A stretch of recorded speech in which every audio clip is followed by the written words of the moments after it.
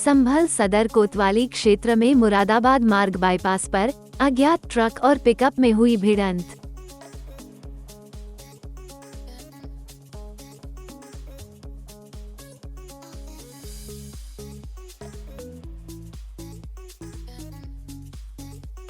घटना की वजह घना कोहरा बताया जा रहा है।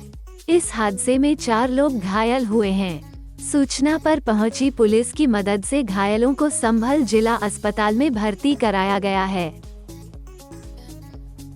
गनीमत रही कोई जनहानि नहीं हुई है।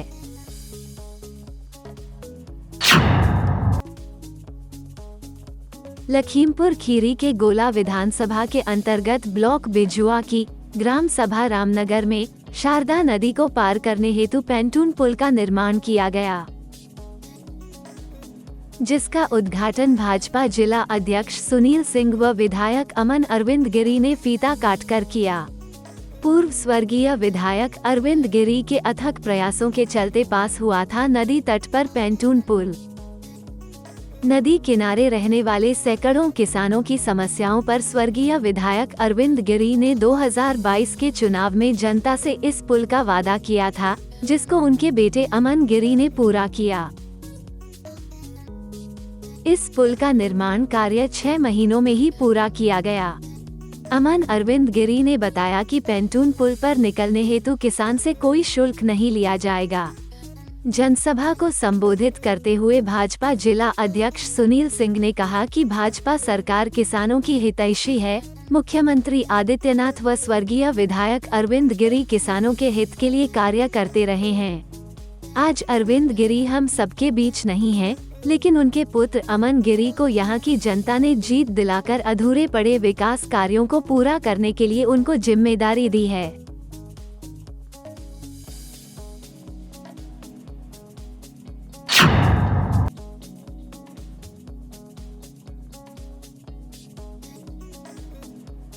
घने कोहरे के कारण गोरखपुर में एक बड़ा हादसा सामने आया। टेंडू टोल प्लाजा और बगगदा 4 लाइन के बीच में करीब 10 से 12 गाड़ियां एक दूसरे से आपस में टकराई।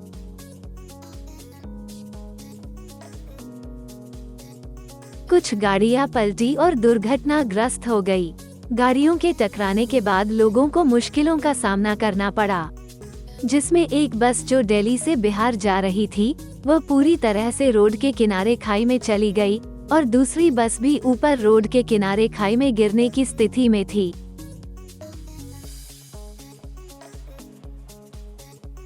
सूचना मिली है सुबह करीबन 6:30 बजे के करीब 6 गाड़ियां आपस में टकराई हैं। उसमें से जैसा आप देख सकते हैं एक गाड़ी पूरी पलटी है।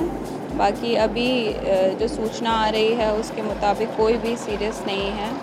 कुछ लोग घायल हुए थे, 5-6 लोगों की घायल होने की सूचना मिली थी। हॉस्पिटल उन्हें सदर हॉस्पिटल में ले जाया गया है और वहाँ पे कुछ लोग दवाई लेके एकदम स्वस्थ हो गए हैं और क्रिटिकल कंडीशन किसी की नहीं है।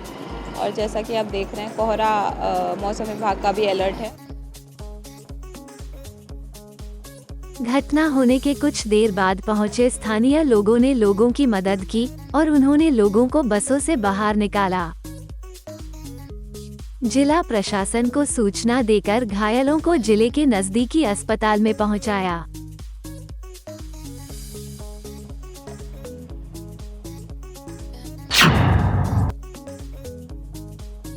बिहार के उप मुख्यमंत्री तेजस्वी यादव एक कार्यक्रम को संबोधित कर रहे थे। उसी दौरान उन्होंने किए गए एक स्टिंग ऑपरेशन पर सवाल खड़ा करते हुए कहा कि बिहार में किसी को स्टिंग ऑपरेशन करने से कोई मनाही नहीं है। पहले कल क्या था, अब क्या है, इसको हम लोगों को देखना चाहिए। हो सकता अभी भी जाइएगा कई जगह। अब तो स्टिंग ऑपरेशन इन लोगों को करने से कोई मना किया है क्या? सब लोग स्टिंग ऑपरेशन में ही लोग लगे हुए। एक जगह से एजेंडा फिक्स हो जाता है, भैया इनको बदनाम किया जाए, उसी एजेंडा पे लोग काम करते हैं। लोग कीजिए, अभी भी जाइएगा तो कमी मिलेगा ही मिलेगा। हाँ, कोई स्टेट चले गए, कहीं चले गए, 100% सब ठीक नहीं होता, लेकिन हमारा इंटेंशन है कि ज्यादा से ज्यादा इम्प्रूवमेंट हम दें, ज्यादा से ज्यादा बेटर हम काम करें। जितना आज किए हैं उससे बेटर हम कल करके दिखाएं। ये हमारा टारगेट होना चाहिए, ये हमारा रोड मैप होना चाहिए। स्वास्थ्य सेवाओं पर बात करते हुए उन्होंने कहा कि ये किसी एक आदमी के हाथ में नहीं है, कोई जिन नहीं आएगा। लोगों का कर्तव्य है, संवैधानिक कर्तव्य है कि हम लोगों की सेवा कर सके, तो इससे हम लोगों को भागने की जरूरत नहीं है। तो मिलकर के आइए एक नया, अगर आप लोग चाहते हैं, कोई एक आदमी के हाथ में नहीं कि चुटकी मारेगा और सारी सुविधाएं जो है ठीक हो जाएंगी, या जिन निकालेगा चिराग, वो आपका अलादीन का जिन निकल जाएगा, उनसे ख्वाहिश कीजिएगा बिहार का ये चीज सुधार दीजिए, सारी चीजें सुधर जाएंगी, नहीं।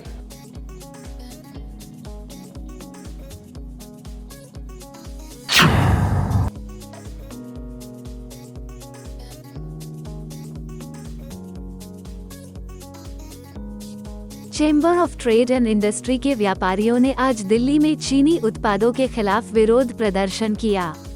साथ ही यह भी कहा कि भारत के व्यापारियों को थोड़ी मेहनत करनी चाहिए, न कि चीनी सामान को भारत में बेचना चाहिए। सरकार से अनुरोध करते हैं कि ऐसी पॉलिसियां बनाए कि हमें चीन पे कम से कम डिपेंड रहना पड़े। मैं मानता हूं कि हम एक साथ चीन के साथ व्यापार बंद नहीं कर सकते, मगर जो चीज़ें हिंदुस्तान में बनती है, खिलौने हैं, कपड़े हैं, गारमेंट्स हैं और बहुत सारी चीज़ें हैं जिन पर हम चाइना पे डिपेंड नहीं है, उन सबको प्रोत्साहन दे, हम आत्मनिर्भर होकर काम करें। और तमाम हिंदुस्तान के व्यापारियों से अनुरोध करता हूं कि आप थोड़ी सी मेहनत ज़्यादा करो, चाइना पे डिपेंड रहना बंद करो। आज लोगों की पॉलिसी क्या हो गई है कि बना बनाया माल चाइना से ले और यहाँ बेच दो। बनाने में थोड़ी मेहनत ज़्यादा लगती है, मगर आप मेहनत करोगे तो आपके देश का नाम ऊँचा होगा। और हम सम्मान के साथ चाइना का सामान का बहिष्कार करें तो चाइना की आर्थिक रूप से हम कमर तोड़ देंगे। मेरा मानना ऐसा है, सभी को इस पर अमल करना चाहिए। हाल ही में चीन और भारत के बीच तनाव देखने को मिला। इस तनाव को देखते हुए व्यापारियों ने चीनी सामान के बहिष्कार का कदम उठाया।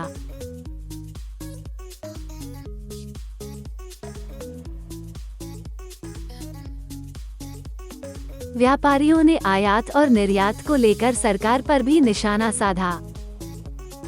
आए दिन चीन बॉर्डर पर जिस तरह से अवैध घुसपैठ करता है, अतिक्रमण करता है, भारतीय सैनिकों को परेशान करता है, उसी के विरोध में आज दिल्ली के 100 से ज़्यादा बड़े बाजारों के व्यापारियों ने प्रदर्शन किया। हमने आज शपथ ली है कि हम भविष्य में ना तो कभी चीन का सामान खरीदेंगे, ना चीन का सामान बेचेंगे, और ना ही भविष्य में चीन की किसी कंपनी से सामान खरीदेंगे, ना व्यापार के रिश्ते रखेंगे।